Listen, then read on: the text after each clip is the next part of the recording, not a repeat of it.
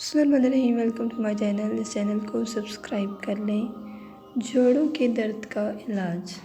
رسول کریم صلی اللہ علیہ وآلہ وسلم نے فرمایا، انجیر کھاؤ کیونکہ یہ بواسیر کو ختم کرتا ہے اور جوڑوں کے درد میں بھی مفید ہے۔ نمبر 2، دل کی کمزوری کا علاج۔ رسول کریم صلی اللہ علیہ وآلہ وسلم نے فرمایا، تم لوگ سنترا استعمال کیا کرو کیونکہ یہ دل کو مضبوط بناتا ہے۔ نمبر 3، زخم کا علاج۔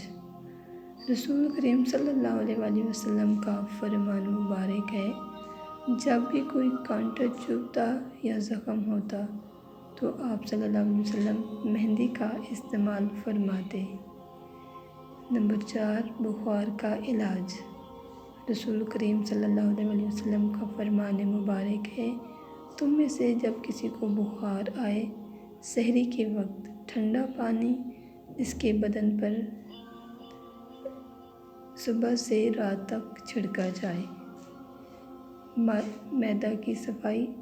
رسول کریم صلی اللہ علیہ وآلہ وسلم نے فرمایا، انار کو اس کے اندرونی چھلکے سمیت کھاؤ کیونکہ یہ معدہ کی صفائی کرتا ہے۔ پیٹ کے کیڑوں کا علاج۔ فرمان نبی صلی اللہ علیہ وآلہ وسلم ہے کہ نہار منہ کھجور کھایا کرو، اس سے پیٹ کے کیڑے ختم ہو جاتے ہیں۔ نمبر 6، گردے کی بیماریوں کا علاج۔ فرمان نبی صلی اللہ علیہ وآلہ وسلم ہے، پہلو کے درد کا سبب نس ہے۔ جب وہ حرکت کرتی ہے تو انسان کو تکلیف ہوتی ہے